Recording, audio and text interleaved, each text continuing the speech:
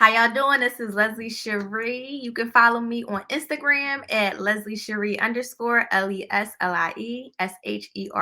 LeslieSheri_. And I am rocking with Michelle C at Kandid Kisses TV. It's the Jill of all trades, Michelle C, aka DJ Make a Move. She cute. Your host of Kandid Kisses TV, everywhere you need to be. And if you don't know by now, it's not your typical interview, y'all. Kandid Kisses blown away. Kandid Kisses TV for tomorrow today. Man, throw that auto-tune on that bitch. Have you sound like Teddy Payne. Hi there, this is Kim Cole, and you are rocking with Kandid Kisses TV. It's your boy Talent, baby. Michelle and Kandid Kisses TV with my girl Michelle C. Don't take it personal. Yo, what's up? It's Bruh Man from the 5th floor. In the ATL, chilling with Kandid Kisses TV. What's up, y'all? You're watching Kandid Kisses TV with my homegirl, Michelle. Hello there. Have you asked yourself what you're missing? I have. It's Kandid Kisses TV.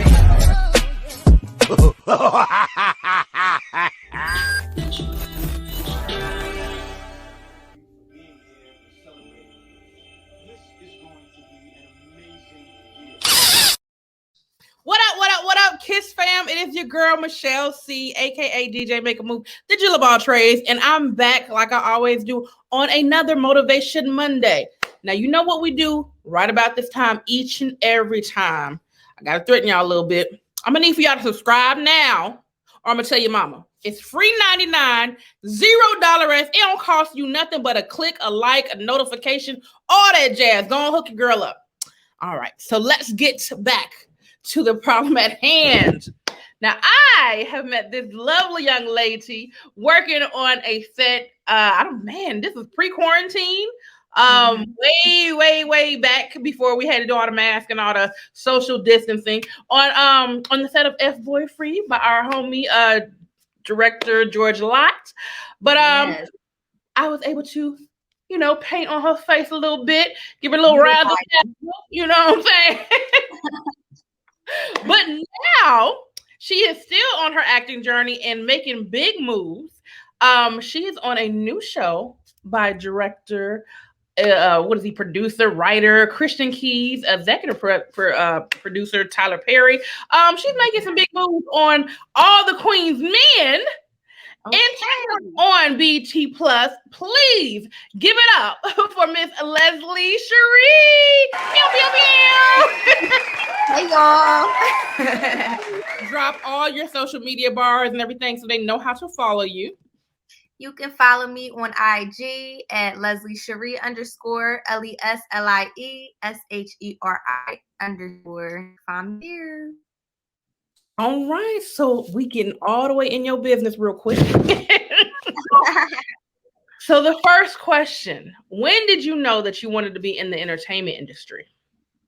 It really happened 2 weeks before I moved to Atlanta when I went to a Beyonce concert. So basically, crazy, right? Like Beyonce, she's a great performer, but she had said something at her concert that really settled with me. And she was like, I used to come to Philly. Y'all used to boo me at Sixers games. Now I'm selling out stadiums 3 days in a row in your hometown, but I did this way just because I wanted it. I worked for it. So I'm like, And she's like, I'm not no regular girl. I had to work for what I got. I wasn't just handed it. So I'm like, all right, well, at that time I was working in DC at a computer job. And I just did not like the cubicle life. That was not my personality. I didn't want that lifestyle for me. I was young. I didn't have a boyfriend, husband. I didn't have no kids. I was like, you know what? I'm young. Let me just make a decision what I want to do. So I literally put my 2 weeks notice in my job.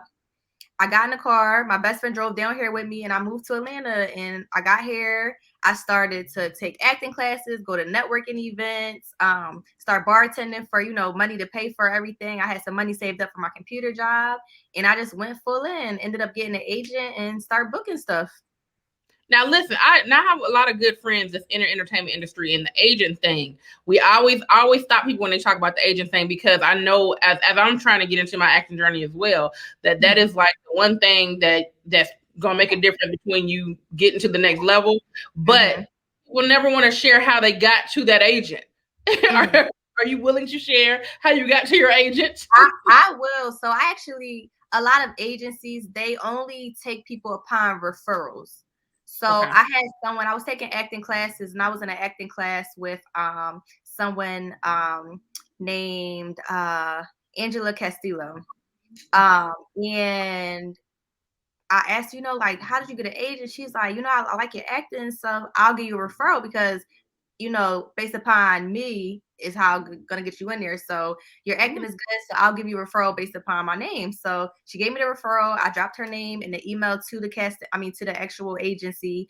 And within 2 weeks later, I received an email back, sending me an audition for the agency. And then a week later, I was actually going to be a part of the agency. They gave me all the paperwork. I signed it, and that's how it went.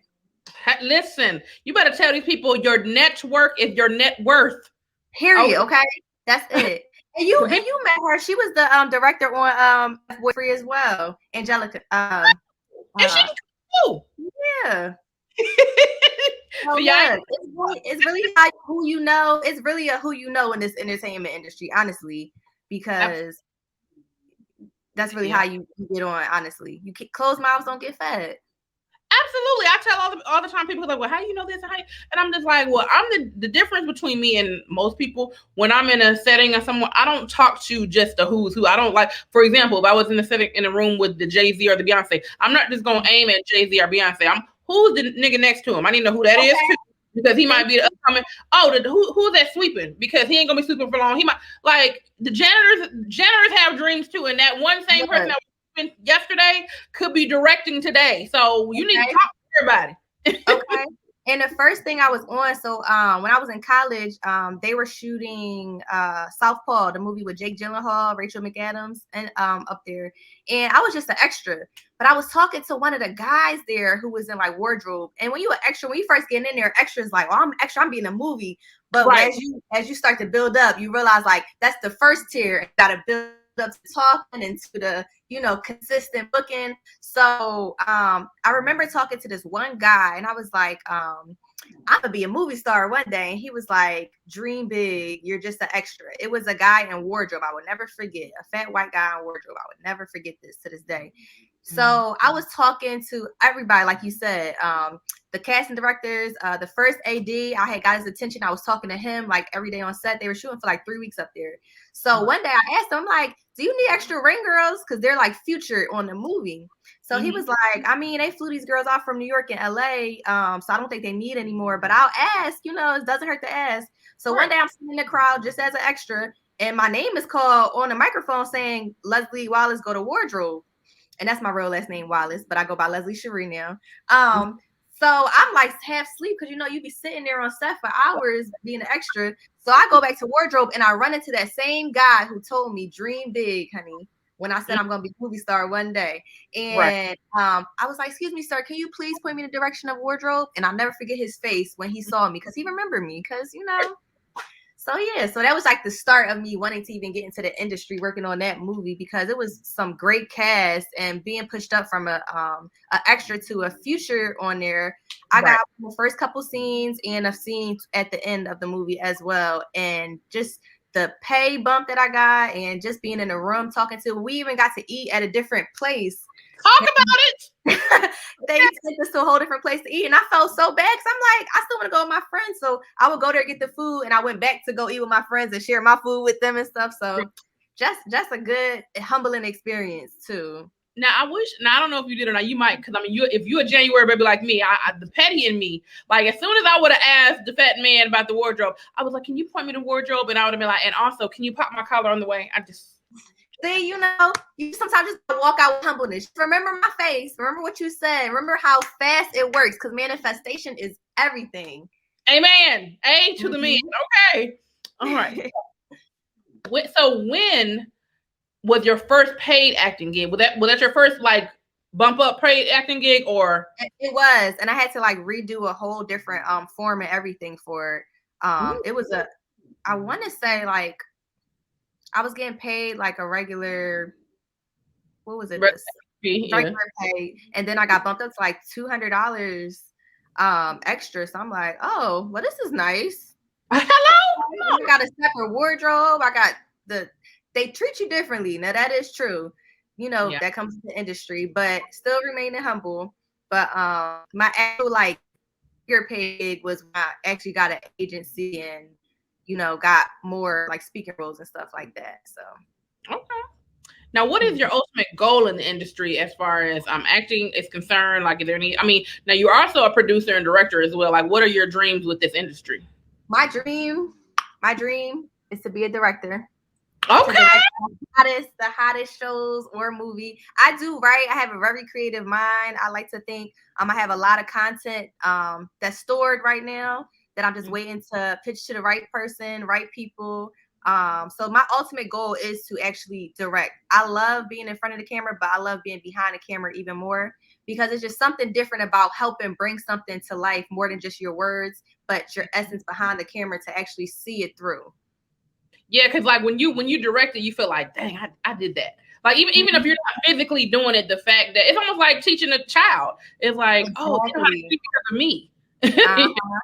And it's certain things that you see from behind the camera that you're seeing when you're in it. It's like a relationship. When you in it, you feel a different way. People are like, no, you should do this, you should do that. But when you out of the relationship, you like, dang, I see what you were saying now. So it's like when you outside directing it, it's like you can see things that probably the actor or yourself as acting can't even see. And I do eventually probably want to be like Jason Bateman. He's an actor. He what was the TV show that's still not out, but they are recording it right now. Ozark. You baby, that's so you know. Look, you know I. Yes, they back to recording right now. So let's hope we get it soon. But he writes, he directs, and then he hops in front of the camera and he acts. That's the ultimate goal, you know, triple threat. And he's hilarious. And he is hilarious. Like it's a serious show, but like if you are a fan of comedy like I am, you could just feel like, oh, he's stupid for real. Like, yeah, no, seriously. He was a fool on Horrible Bosses. I was like, you know what? I can't. It's so effortlessly. It just comes so effortlessly. Like that dry sense of humor. I love it. Right. Yes. What is something valuable that you learned during the quarantine time? To not stop. A lot of production stopped during quarantine because I mean, ultimately no one knew where the world was going at that point. But I was in a house with another. I had my roommates were also in the acting industry. So we would do things like doing auditions, even if we weren't getting any, we would be writing stuff. I recorded something during quarantine time as well that is in post-production myself. Yes, so we just kept our minds and kept being creative about it and kept recording things. I was doing some things for Slutty Vegan with some branding ambassador, doing funny skits for them. Just keeping active because acting is also a skill, just like anything else. If you don't use it, you lose it. So you have to continue with it. And I think that's what I learned during quarantine, just to keep going. And I actually booked my first commercial where I played the lead in during quarantine. And I went on set. It was for a bank. And I went on set. Everyone had their mask on and everything. Had to take a COVID test before we went, of course. So that was different because it was a really small set, but everything was definitely compliant with the COVID rules. So nice. You were still working. Listen. I wasn't gonna let no virus stop me. As long as it was coming, I was gonna keep going. Listen, we made a whole game during the quarantine, so you know I know, honey. We was that's amazing. Look, I might need to holler at you off the air about that. Come on now. Look, let's go. All right, now, how was your auditioning process for your new series, All the Queen's Men? So that's actually funny because I auditioned for All the Queen's Men back in April when COVID first started. Okay. Right? Not this April that we just kind of went through, but the April before that. So it's been a long process. So I had I got an email from my agent in November saying that I was pinned for the role. And at that time, it was a whole different name. I was a whole different person. It was Jamie Singleton. On the show now, I'm Teresa Singleton. Right. So it took a couple months to even get the initial email from my agent that I was even pinned for the role. And pinned for the role just mean that you're on hold with probably a couple other people in there just trying to see who they want to use. Okay. Right? So I didn't even realize what show it was, because it was usually when you audition, you hear back if you got the role within a couple of weeks, because you're shooting that within a couple of weeks after that. Mm-hmm. So it was months, but again, because of COVID, everything was kind of drawn out. So when I got the email, I had to go back into my EcoCast on Actors Access and see what show was it that I auditioned for, and go look at that audition. I did not remember, honestly. I was just like, what is this? So I looked at the audition. I said, oh, I remember this. Okay, that was months ago, but we're getting some action. So I want to say on Thanksgiving, that was the beginning of November. On Thanksgiving, I received a text from my agent saying I booked the role and asking me, was I available for the set shoot dates at the time. So I was excited. I was like, this is it.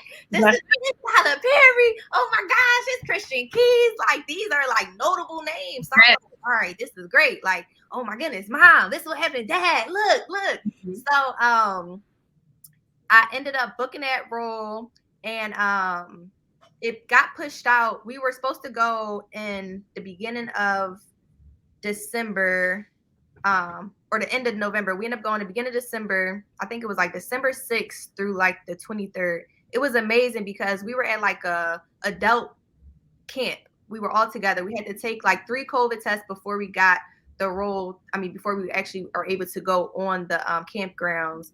On the actual campgrounds, that was a process in itself. It was amazing. We all had a house, 2 people towards a house for like the main cast. We got breakfast, lunch, and dinner. When we were on set, had a private chef that cooked for us. Our hair, our did you say a personal chef that cooked for us when we like actually had our set days? Mm-hmm. Come on now, luxury. We had little go-karts that we can use to get around campus. He had a fun night that was called Movies on the Lawn, but it was inside because it was freezing cold. And I got to actually show one of the short films that I made on there. So that was a blessing in itself. Like, one of my short films are being played on the Tyler Perry studio grounds. This is amazing. Yes. But it was just overall nice. The cast was amazing. No one had a high ego. Everyone got along. Again, we were there. We couldn't leave for 2.5 weeks. We were there just filming. And we did a lot of outside scenes, and people don't know, like, even like on episode 9, it's a swim, it's a pool scene. It was freezing. It was December. We were shooting at night. It was cold outside. Yeah. So when we shoot, as soon as they said, cut, we're wrapping robes around us trying to stay warm outside because it is freezing. They have heat lamps out there, but you got to act like you're not cold while you performing, and it's kind of hard. So, but overall, it was fun. The cast was amazing. The directors were amazing. Even just everyone from the people who drove the vans that picked us up and dropped us off, who worked all around the clock. He had trucks out there at night when we got off set for alcohol trucks and food trucks. It was amazing. And I found out I was pregnant towards the end of me being on set. So that was fun. Wow. And people don't know, we went back twice to film. Yeah. Because originally it was 8 30-minute episodes. It turned into 10 1-hour episodes once Tyler Perry got his hands on it and added more stuff to it. Okay. For longevity. So that was amazing. Meeting him was amazing. Being directed by him was amazing. Right. A dream come true. You just sitting there like, is this really happening? Pinching yourself, making sure you still there. Like, everything was just phenomenal, honestly. And the second time I was there, I had to reshoot add to one of the scenes I had already shot. And at this time, I'm 5 months pregnant. The first time I was only 6 weeks pregnant. So I'm literally sucking my stomach in while I'm doing that. And you can kind of see my stomach a little bit. If you know, then you know. You can kind of because I mean, baby, you ain't no huge person, so you will know because it's your body. Yeah, so it was just a fun process. Even to say that I was pregnant shooting a TV series is just amazing. Come on. Were you pregnant when you were shooting the infamous scene? That's when I was, but I was only 6 weeks, and I didn't know at that time. Okay. Because that scene was woo. Even being I always ask people that, because I've never met anybody that was able to. Well, I've never knew anybody personally that has a scene like that I was able to ask questions. So when you do scenes like that, and for those that haven't watched the series yet, you need to watch All the Queen's Men, watch the whole series, and you understand which scene. But that's on episode 5 that she's talking about. So you like shoot racy scenes like that. Like, how do you get past the, I guess, the fear? Because it's like everybody's going to see this. Everybody's watching this uncomfortable moment. I mean, you didn't make it look uncomfortable. Look like you had a great time. But how do you get past that kind of like, So they had what's called an intimacy coordinator on set. Never heard of it. Never knew what it was. They had to explain it to me. It's basically a person who comes to you. They come to you and your partner who you're doing an intimate scene with. They ask you, what are your do's and don'ts? What are your wants and diswants? What are you comfortable enough going? What are you not comfortable with? So they really work with you. They don't make it uncomfortable at all. All the stuff that you see, they have, what is it called? Prosthetics. So stuff isn't really what you think you see. You're really not seeing because it's fake stuff that they put on there. And then also make the stuff. They actually like make the stuff and put it in the like fake penises, fake, if I could say that on here, like so it's like kind of like strap-ons, kind of. Okay. Well, it's funny you say that because one of my favorite movies is Step Brothers, and remember when he put his nutsack on the drum set? That was pathetic, and I was like, okay. Yeah. And then even like the naked scenes we have on underwear that has a cushion in between, so we don't really feel anything. Okay. Yeah. So I learned all of this, and again, they ask you before you do the scene. We run through the scene as a choreographed practice with the intimacy coordinator, so that they can see how to make it look real without actually trying to do everything. If that makes sense. Yeah. The way they shot that, you couldn't tell me that wasn't real. The way they shot that was crazy. And Kim Fields was directing that episode. She had already left to go shoot, I believe, the Upshaws. But she called on FaceTime, got on the phone with me on FaceTime, and was like telling me exactly like how she wants the scene to look, how she wants my body to be. It was just a dream. But how to get past that fear with sex scenes. Let me find out Tootie directed sex scenes. And then she said to the other day on her live that it was very different than what she ever done before. So it took her out of her comfort zone as well. But it came out, even just the angles that they shot was really good. But to get past that fear, I'm a real what should I call it? I'm a real free spirit. So I feel like it's art. It's art. It's a form of art. I'm an actress.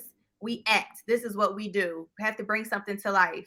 I did tell my dad not to watch that episode or the end of the episode, which it comes on. I did forewarn people, it is a racy TV show, so you're gonna get some racy things that you see going on. Don't feel whatever. But ultimately, my scene partner, which was Bolo the entertainer, he's such a great person. He made me feel so comfortable. When my skirt was trying to come up, he would try to pull it down. When my top was trying to come down, he would try to pull me closer so that, things wouldn't happen. So it ended up being a really comfortable experience for me. Okay, well, I know Bolo from his other career. But I mean, not a bad thing. He's always been a gentleman or whatever, because such a gentleman. I met him on accident because, I'm a makeup artist by trade, so I used to go to the shows and I would be selling products to the fans that were there. Right. So just meeting him and seeing he's doing his job, but he's not being over the top, And I will say, when it comes to shows like that, because I've never been to I guess a striptease show or whatever until I started making money selling product. Mm-hmm. And I respect it so much more than what I thought it was, because now I can see the art in it, they're dancers. They're not just, look at me now. They're choreographed dancers. Yes. So yes.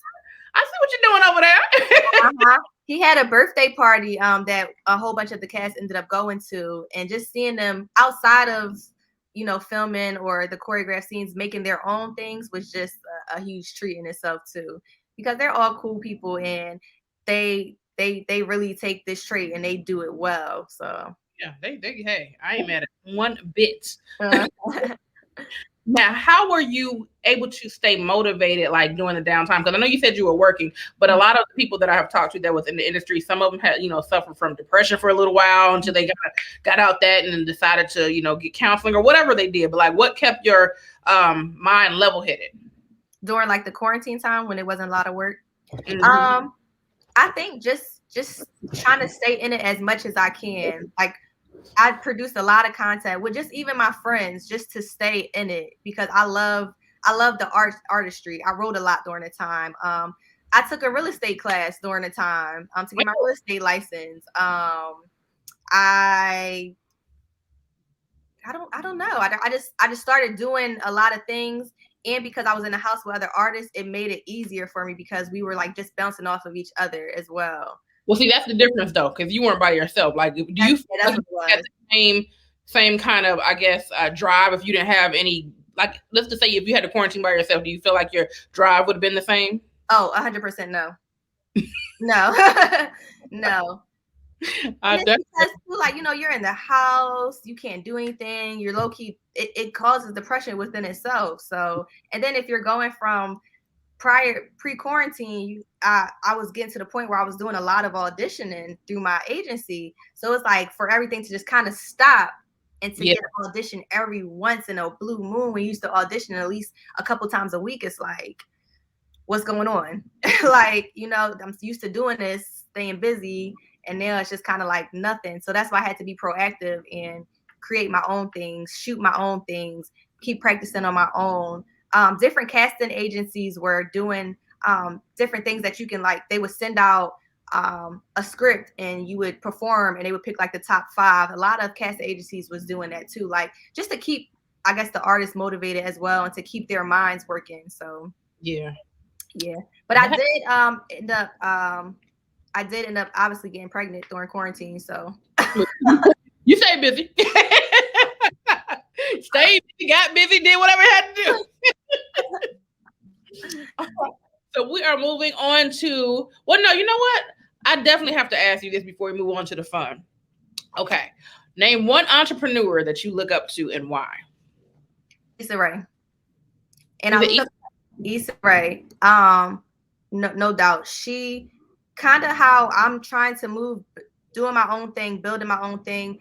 She said something that stuck with me: work across, don't work up. So work across, work with the people that you already know. So a lot of things that I create and shoot, I ask my friends, I don't have the big bucks like, big productions have, so I can't pay you, but I can pay for your gas. I can get you food, but I really want to produce this. Can you come help me? And I'll help you with whatever you need. And that's really how I gained a lot of relationships throughout this whole thing too. As for other entertainers, is because I scratch your back, you scratch mine. If you help me produce this, which I made, I'll help you with whatever you need. And I brought a lot of my friends on in this industry doing different things. I actually produced a music video for the first time during this segment. And I was able to bring a lot of my friends who I worked with before to help me and to actually get paid for stuff like that because of it. So Issa Rae, I look up to her because she started doing her own thing, writing her own stuff, putting it on YouTube herself, not having money, so having her friends help her out with it. And years later, she pitched it to the right network, and she's on now. Now she's producing so many different things because she believed in herself by herself. That's right. I look up to her. I want to work with her one day, even if I can shadow her, just because I want to do the same thing. A lot of people, they look at people who are making big moves as, clout. Like, work with the people beside you because, like you said earlier, that janitor today can be a director tomorrow. That's right. So that's ultimately what I want to do. And I look up to her because she's did it and she's brought her people along on the big screen who helped her before she even got to that point. So I really respect that. Respect her grind because she kept going no matter what. That's right. Like, one thing I will say, I am blessed to have some good friends, and all of them are kind of entrepreneurial fueled.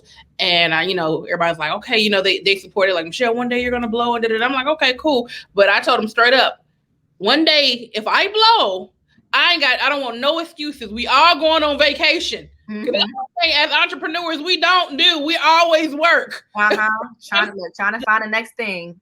I was like, yeah, if I ever get $1 million, well, you have no excuse. You get a babysitter for that one. You can do this. We are going on a trip. Oh, look, you gotta definitely support those around you who support you. Absolutely. What are some words of wisdom you would give any upcoming entertainer entrepreneur?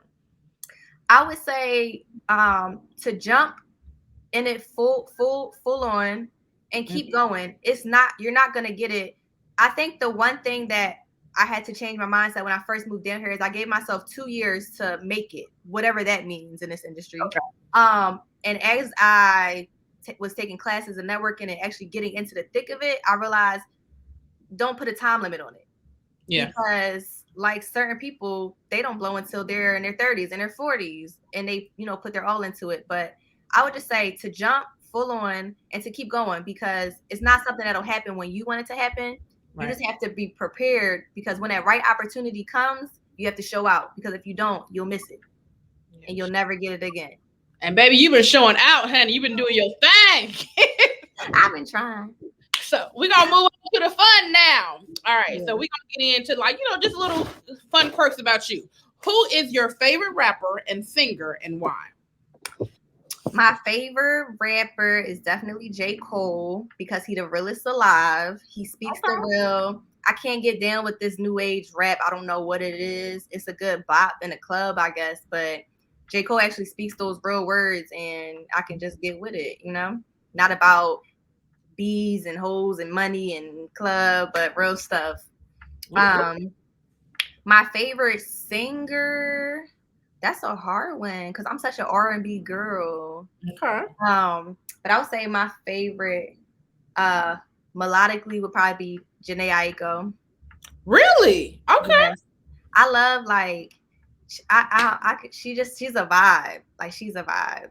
She's definitely a vibe. I like her pen skills. I don't know. I mean, not that she can't sing, but I mean, I like her lyrical ability, her writing ability more than anything. But okay, I see where you coming from. Okay. Real chill vibe all the time. And she be saying the real stuff I can feel. Like, I just feel her. Like, yes. Like, when she's singing, you be like, dang, I've been there, done that. That's what I'm saying, that pen game. That's Strong. All right, so we are moving on to Kiss or Diss. This is Celebrity Crushes. You're deciding who you kissing, who you dissing. All right, we got Idris Elba or Michael Ealy. Who you kissing, who you dissing? Oh, Idris Elba. I don't like light-skinned boys. What? No, I don't. Well, I don't have a preference. I don't care what skin they are as long as they're fine. I just feel like with the pretty eyes, I just feel like every light-skinned guy, like maybe it was just the thing when I was younger and I used to talk to them, it used to just be like they were too good or they would just always be the cheaters. Like, dang. But these ugly men be cheating too now. Man, for real, like we just throw the whole guy race away. Like, no, but Idris Elba for sure. All right, that accent too. Ooh. Listen, when I first met him, and I was just like, he threw me off because I thought he was playing. Oh, you let him, girl, give it tea. We was on the hip hop honors when it first 2006. I was in the back doing makeup, and we were doing it. I was like, that's Stringer Bell. That's him. And he was like, hey, how you doing? But he did his accent. He was like, hey, I don't know how to do his accent. But I was just like, oh, you funny. And he was just like, what are you talking about? He was just like, just kept talking. I was like, oh no, that's real. He was like, yeah, I'm from London. I was like, oh, okay, even better. Okay, yes, he's from London and he talks like this. Oh, honey, like if I didn't think he was fine, but I always thought he was fine. But when he did that accent, I was like, okay, now you super fine. But had him his cape, okay. ASAP. All right, Michael B. Jordan or Trey Songz? Who you kissing? Who you dissing? Ooh, that's a hard one. I would probably say Trey Songz so he can sing in my ear. Wow. No. Yes. Okay. Last but not least, Morgan Freeman or Flavor Flav? Who you kissing? Who you? Chill out. I'm gonna give my grandpa Morgan Freeman a kiss on the cheek.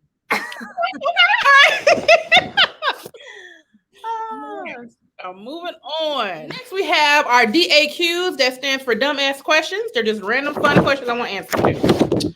All right. You could be a superhero. What would your superhero name be, and what would be your superpower? My superpower would be to teleport because I'm real bad with timing. I'm getting better. I have my clocks in my house set a couple minutes ahead of time because I'm real bad with timing. Would be to teleport and maybe teleport Nisa. Teleport Nisa, so I can get to places on time.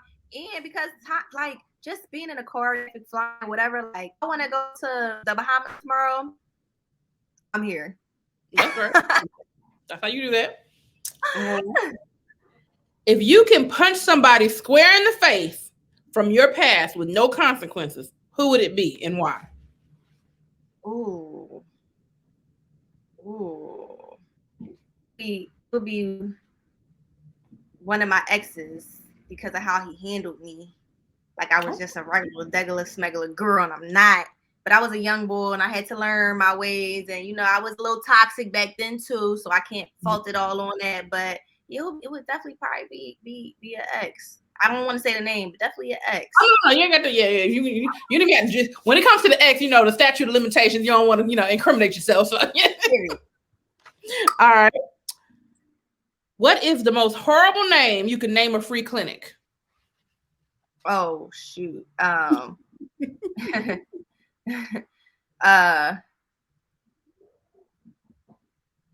free? I don't know. Okay. STD me, maybe. You're like, welcome to STD me, where you should find out if you're STD free. Okay. Well, hey, that's one way to find out. Now we are moving on to opera that thing out. This is a fantastic. So what you are doing, you are singing a theme song, R&B song, rap song, whatever song you know at least one full verse to, but you got to sing it in your best opera voice. Dang. Dang, now you just got to throw a song at me. I don't know. A nursery rhyme, anything. I feel like you need to sing with me to make it more. This is showcase your talents. I'm gonna sing a nursery rhyme while my daughter over here sleeping. The wheels on the bus go round and round, round and round, round and round. The wheels on the bus go round and round, all through the town. Now, look, why does it seem like every time us as a people sing opera, we always got to do this? Look, because that's what we know it as. You know what I'm saying? Not that I've ever been to opera before, but I feel like I've seen it on movies, and this is what they be doing. This is our signature opera move. This is it. That's it. I can lip sync it up as long as I got the pose with it. I'll be good. Okay. That's how you do it. All right, so now we are moving on to GMG. That stands for What Grinds Your Gloss. Name one of your pet peeves. Oh, one of my pet peeves as my older self is saying you're gonna do something and I have to remind you of it over and over. I hate like having to remind somebody, especially when if the roles are reversed and the shoe's on the other foot, you would be upset about this. So why not treat me the way I would treat you and handle me with the same care? Like that grinds my gears. Saying something and not doing it, or having to be reminded, because I only had one child that I just had. I don't want to be nobody parent that I don't have to be. Right. Listen, you better say that. That grinds my gloss. Like, I don't want to repeat myself 30, 50, 11 times. Just do it when I ask you. Literally, it's a turnoff for men, for friends, for family. Like, I don't even want to be even associated with you if I have to keep, especially something I should have to. Oh, that's right. Mm-hmm.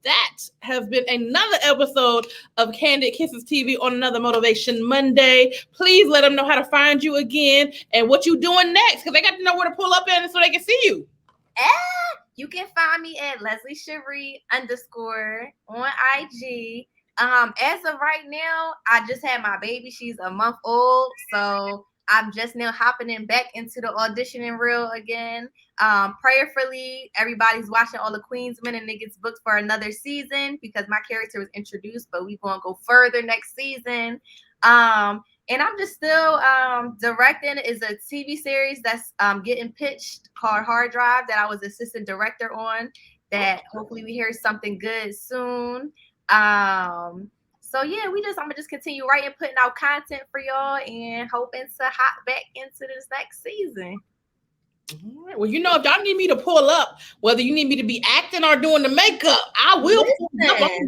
Listen, and how Tyler Perry works is everybody who's in there is somebody who they know, because he just brings them in like that. So we can talk off the screen. Let me tell you something. One thing I was blessed. And when I say blessed, I was blessed to able to do makeup for him for this pre-quarantine for Sisters.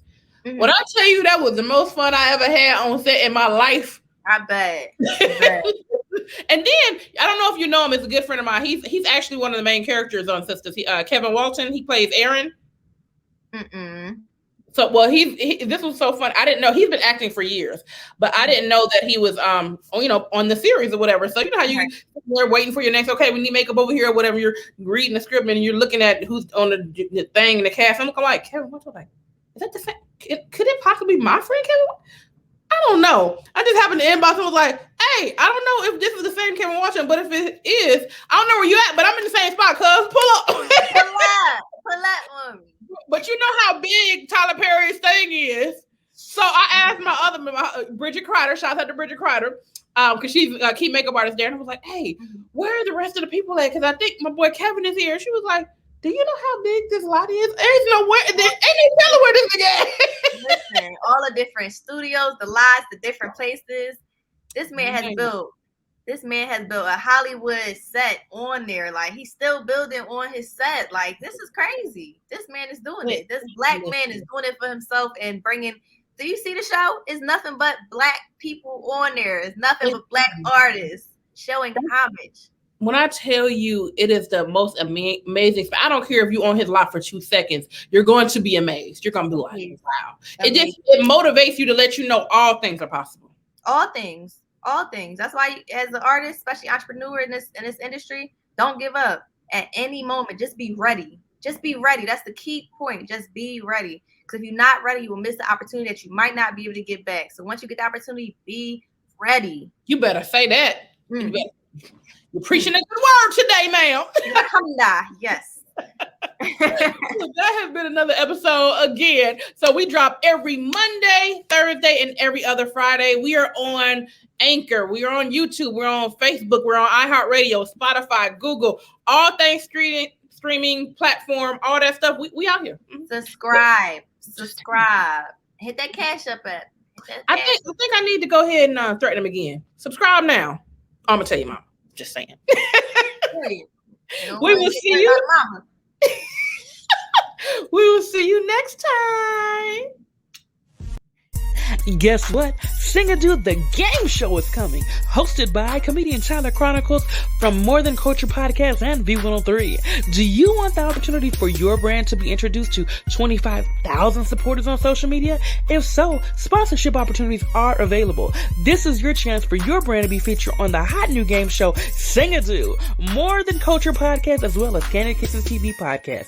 Contact KandidKissesTV@gmail.com for sponsorship opportunities.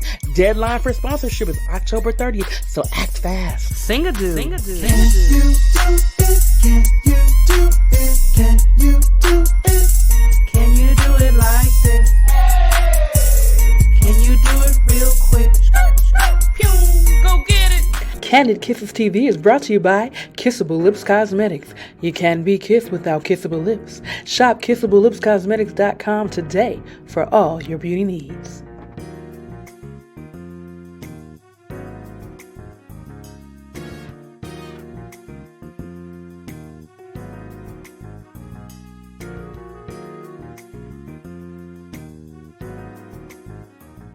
Guess what? Kandid Kisses TV has merch. That's right. You can find it at artistperiod.com. We have everything you need. We have hoodies. We have coffee mugs. We even have throw pillows and beach towels for the summer. Get it right. Keep it tight. Listen, everything you need to get your drip right, artistperiod.com has it for you. That's artistperiod.com. Get your drip right with artistperiod.com and Kandid Kisses TV. Make sure you get it today.